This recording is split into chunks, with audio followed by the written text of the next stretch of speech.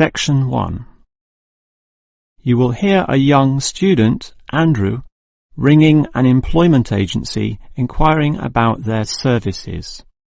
First, you have some time to look at questions 1 to 7.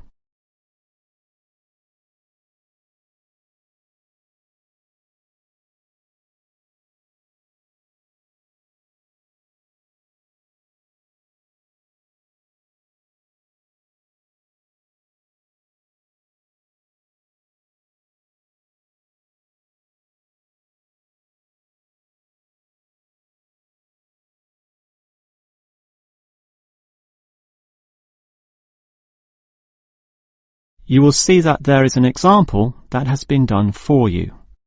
On this occasion only, the conversation relating to this will be played first. Hello, is this the AAA employment agency? Yes. Hi, I rang before. My name's Andrew PATERSON. I rang you earlier and gave you my personal details. The student's name is Andrew Peterson, so Peterson has been written in the space. Now we shall begin. You should answer the questions as you listen, because you will not hear the recording a second time. Now listen carefully and answer questions 1 to 7. Hello, is this the AAA employment agency? Yes. Hi, I rang before. My name's Andrew Peterson. I rang you earlier and gave you my personal details. If you remember, I'm that student looking for work during the summer holidays. Oh, sure. Actually, I have your file right here. But we still need to add some further information. Yeah, that's what they told me, and that's why I'm ringing. What do you need to know? Well, we have to know your main level of education. It's a degree, I suppose. Yes, but I'm still doing it in engineering. It's quite interesting. Some of my friends are studying computing, though, so I'm interested in that also. Well, I'll just write in your main degree subject, engineering. We usually have a demand in computing, though. Have you worked with computers before? No, I just do some programming for fun at the university, but I almost got a job as a computer designer once. Actually, the only job I've ever had was as a car salesman, believe it or not. Well, at least you've had experience dealing with customers. What about hobbies, though? Sometimes they can help develop useful skills. In my free time I don't do much, mostly study. I play chess occasionally at the university chess club. That's right next to the tennis courts, but I'm not interested in that. Chess helps develop analytical skills, so I'll put that down. Of course, it's your main skills that employers want to know about. What would you say they are? Well, I'm in my 3rd year now, studying electrical machines and generating systems, but I'd say electronics is my best skill, much better than, say, my machine skills, which aren't so good, actually.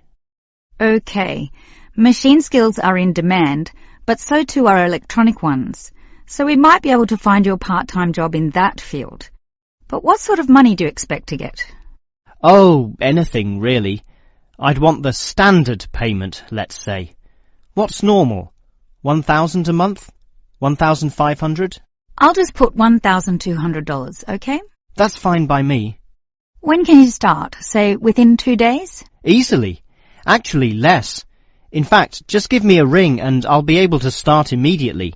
Although I admit it'll take me a few days to get used to getting up early in the morning. Okay, that's just about it. Unless you'd like to add anything else which may help with your application? Not really. I ride a motorbike, but that's unimportant. I'm friendly, but every applicant claims that, right? I can speak another language. Ah, that might be useful, depending on the language. Is it Chinese? A Chinese speaker would go down well. Spanish, I'm afraid. You see, I grew up with some friends who came from South America. Okay, I'll write that down, but I don't think it will help that much, sorry to say. Before you hear the rest of the conversation, you have some time to look at questions 8 to 10.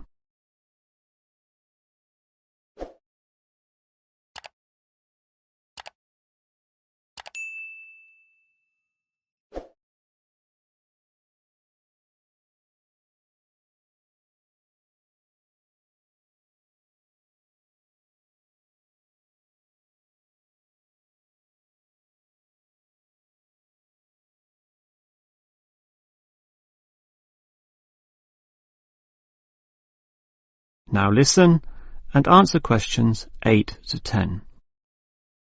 Well, thanks for your help, and hopefully I'll get a job soon. But can I just ask one more question? Sure. What basically are employers looking for when they interview someone? Oh, many things. Being hardworking, diligent and focused on your job is good. But surprisingly, it often means you can't see the bigger picture or provide suggestions which help the company move forward. That requires thinking for yourself, outside the box as they say, and being free of the standard ways of approaching tasks. Employers certainly value that. I guess experience must help, though. It depends. If it involved a routine job, one which didn't exercise your mind, it might not mean that much at all.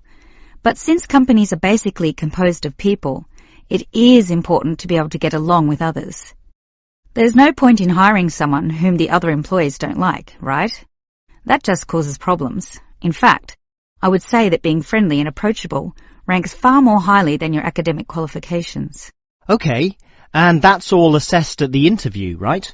Yes, and your qualifications, experience, and approach to the job, such as whether you can do different things, work overtime, or do long hours, is needed. But those latter qualities are pretty much standard. What may be more important is based on the fact that things inevitably go wrong. Mistakes are made, and someone's got to fix them in a way that creates the least disturbance. People with demonstrated abilities to do this are certainly regarded highly. I see. That's very interesting. That is the end of section 1. You now have half a minute to check your answers.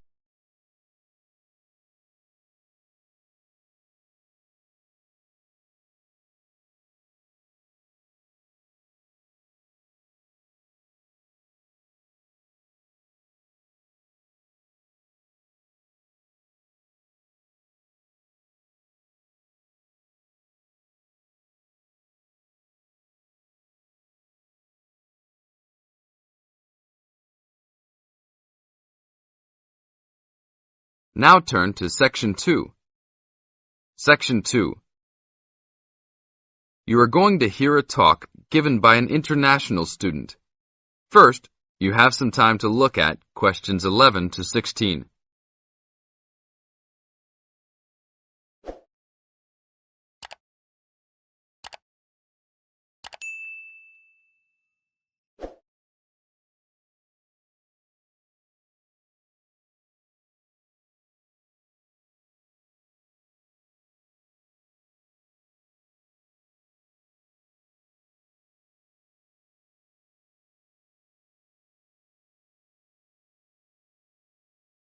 Now listen to the tape and answer the questions. As an international student coming from Sierra Leone, it gives me great honor to give these opening remarks and welcome you all to Ashesi University, where excellence is the code. I believe I speak on behalf of my fellow colleagues when I say we feel that we are the most fortunate and privileged university students in Ghana. You may ask, what is the basis of such a conclusion? And I will simply say to you, in which other tertiary institution in Ghana do you find the same level of IT infrastructure and facilities available to students? Where also do you find such a low ratio of students to lecturers and computers? In which other educational institution do you find 55% of students on some sort of financial aid, who in addition enjoy services and benefits such as job placement after graduation, on-campus employment that pays above the minimum wage, a supply of textbooks, and access to online databases? Ladies and gentlemen, there is no other institution of higher education in Ghana today that matches the learning environment and the quality of instruction at Ashesi. I could continue listing reasons why we students feel this way, but I only have 5 minutes for this speech. Believe me, I could go on for hours. At Ashesi, everyone is considered a leader and is treated special. Ashesi equips us with the necessary determination, strength, and belief in ourselves to be able to achieve our goals. We are being taught to think outside the box and to question and challenge our assumptions about the world we live in. This, ladies and gentlemen, is one of the benefits of a liberal arts education, which seeks to broaden our intellectual capacity. Now look at questions 17 to 20.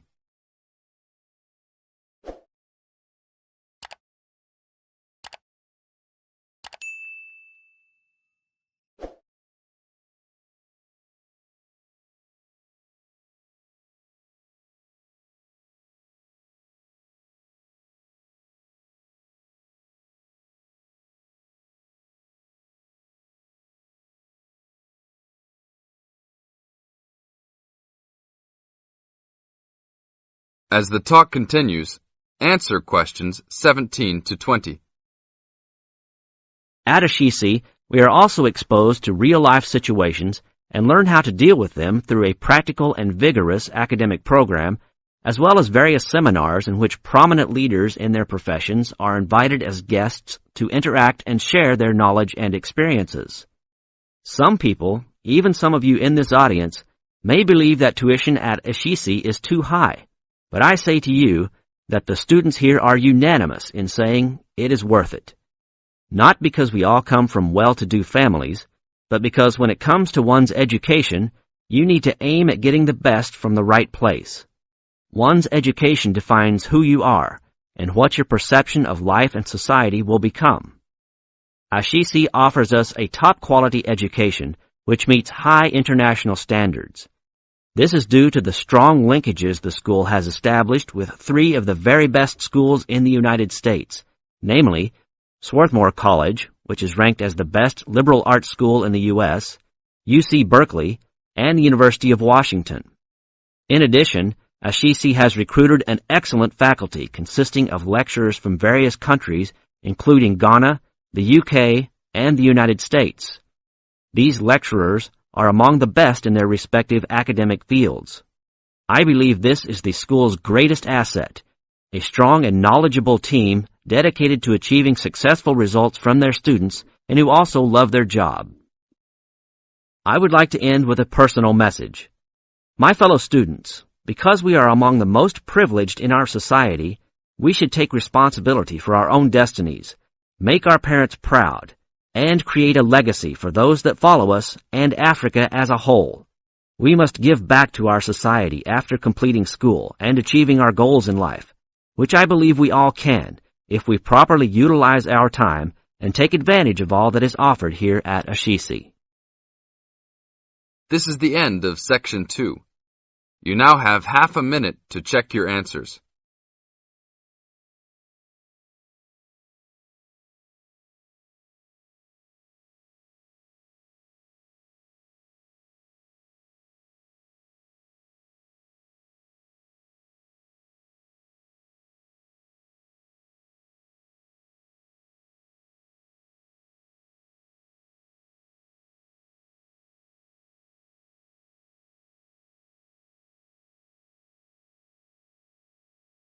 Now turn to Section 3. Section 3. You will hear 2 geography students talking. An older student, called Howard, is giving advice to a younger student, called Joanne, on writing her dissertation. First, you have some time to look at questions 21 to 24.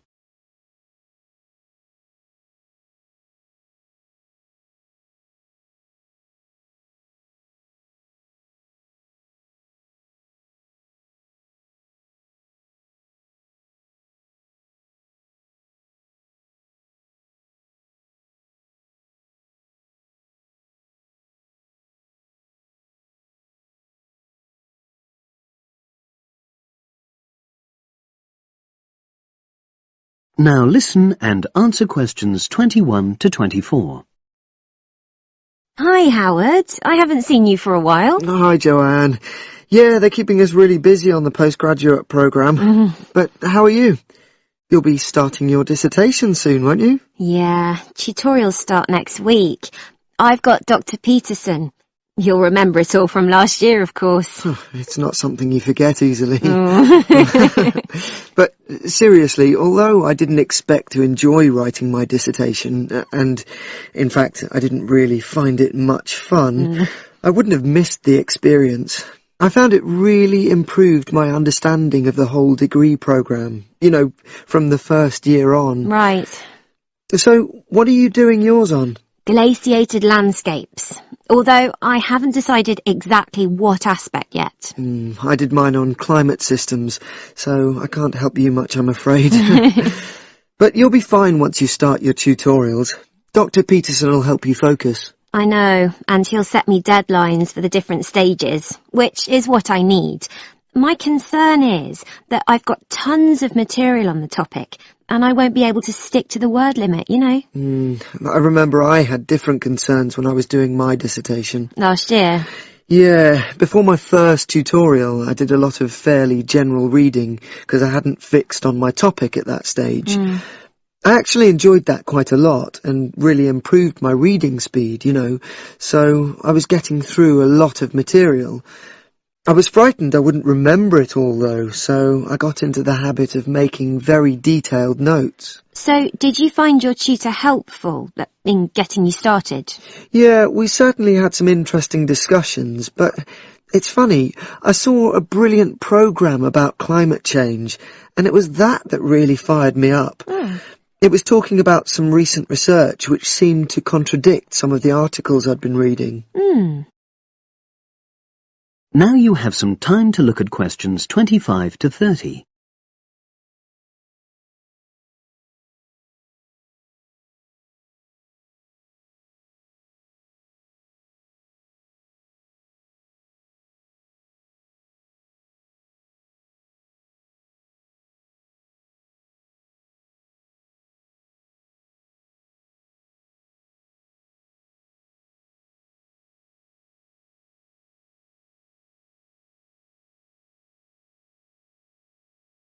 Now listen and answer questions 25 to 30. So you say your tutorials start next week? Yeah. Well, the first month's crucial. You've got to meet your tutor and decide on your focus, but don't become too dependent on him. You know, don't see him every week, only when you want to check something. Right. Once you've got the focus, you've got to get reading. It's helpful to look through the bibliographies for all the course modules relating to your topic, and get hold of any books you think you'll need. I haven't got much money. I mean, get the books from the library, far better. And I suppose I should prepare a detailed outline of the chapters? Yeah, absolutely. But don't feel you have to follow it slavishly. It's meant to be flexible. Okay. Now, I'm someone who likes to get writing quickly. I can't just sit and read for a month. Not like me, then. But if that's what suits you, you know, your natural approach, then you really ought to start immediately and write the first chapter. Right. Now, Joanne, about the library, it's worthwhile getting on good terms with the staff. They aren't always helpful with undergraduates. I suppose they focus on postgrads more. Maybe. But show them you're serious about wanting to do good work. And what if I can't find what I need? Well, there's interlibrary loans. Borrowing books from other libraries, but I've heard it isn't all that reliable. You're right, but you probably won't need it anyway. Be positive. The library is likely to have most things you need. And during the dissertation writing period, you can take out 15 instead of the usual 10 books. Should I look at previous year's dissertations? You can do. But I won't know which are the good ones. The library only keeps the best, and the staff can advise you. Are they willing to do that? Oh, yeah. And I'm worried about getting journal articles from the electronic library. Well, have you tried to find any yet? No. Well, you should. It's really straightforward. That's obviously something I'll have to look into. Dr. Peterson will help. Yeah, I know I can go to him if I have any worries. Except he will be away in the second month. It's the holidays. You should ask him what to do while he's away. Gosh, yeah. But I suppose I can get a lot of support from course mates. I know a couple of people who are thinking of doing the same topic as me. Take care. Collaboration can become dependency. I think you'd better see how that works out, what the people are like. You're probably right. About other reading, I suppose Dr. Peterson will recommend plenty of good articles to get me started. One thing I'd find out is what his attitude is to internet sources. Surely not in this day and age. I'd better get that sorted out right at the beginning. I would if I were you. And I've also got some questions about the research sections. How much time I should spend explaining the process? Well, I think that's up to you. You can see how it develops as you're writing. Okay. It's the same with things like time management. That's something a tutor can't really help you with. I agree. So, is there anything else you need me to go over? That is the end of section 3. You now have half a minute to check your answers.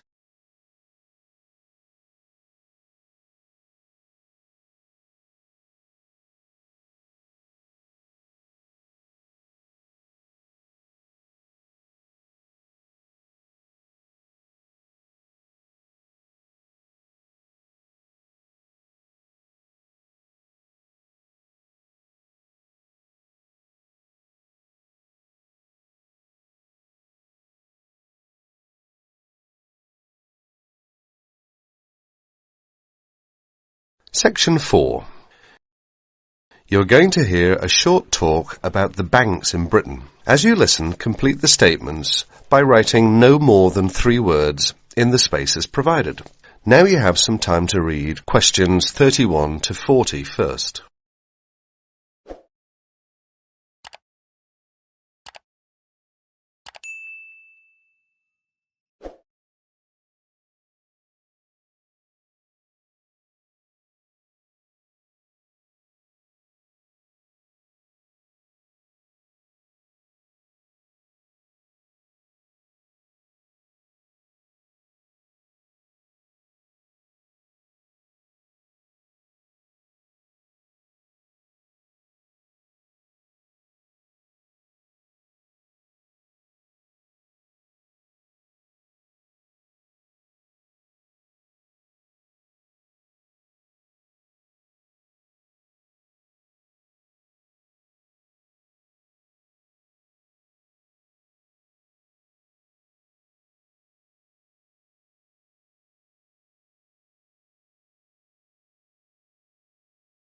Good afternoon, everyone.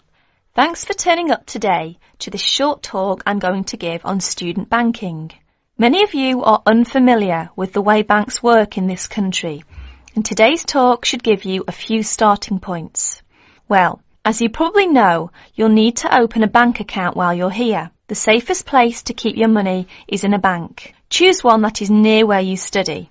All the major banks in Britain offer special facilities for students, and we'll be only too happy to explain how to open an account. The most useful type of account is a current account. You can pay in money received in any form and then draw it out when you need it by using your checkbook. Writing out cheques in their name can make payments to other people. If you want to draw out cash for yourself, make the cheque payable in your own name or to cash. A cheque crossed with 2 parallel lines is even safer, as it must be paid into a bank account. Payment by crossed cheque has the added advantage that when the person to whom you have given the cheque presents it at a bank, it will eventually come back to your bank and provide proof of payment. Most people now ask their bank to supply only ready crossed cheques. Most banks don't make charges if you keep more than a certain amount of money in your account. However, you shouldn't overdraw on your account. Withdraw more money than you have in, without the bank's permission. If you borrow money from the bank, there will be an interest charge. You will also have to pay a small charge to convert foreign currency paid into your bank into sterling. If you have more money than you need for month-to-month expenses, it is a good idea to open a deposit account for some of it, where it can earn interest. This interest is taxable, but if your bank knows that you are not normally resident in Britain, then you do not pay tax on it. You can't pay by cheque on a deposit account, and to withdraw money, you should give the bank 7 days' notice, or you'll lose 7 days' interest. When you have established yourself as a satisfactory customer with the bank, they can issue you with a cheque card. This is really an identity card, which guarantees that correctly written cheques up to the value of £50 will be honoured by the bank. A cheque card can be very useful, as many shops and enterprises, particularly in London and the cities, will not accept a cheque unless a cheque guarantee card backs it. You can also use it with your chequebook to draw up to £50 cash from almost any bank in Britain. If you also ask for a Euro cheque card, this can be used in the same way to draw cash from most banks in Europe. Many banks provide dispensing machines, generally set in the wall of a bank outside, where you can draw cash when the bank is crowded or closed. Provided you are a satisfactory customer, the bank can issue you with a cash card, which allows you to draw up to £100 a day. That is the end of section 4. You will have half a minute to check your answers.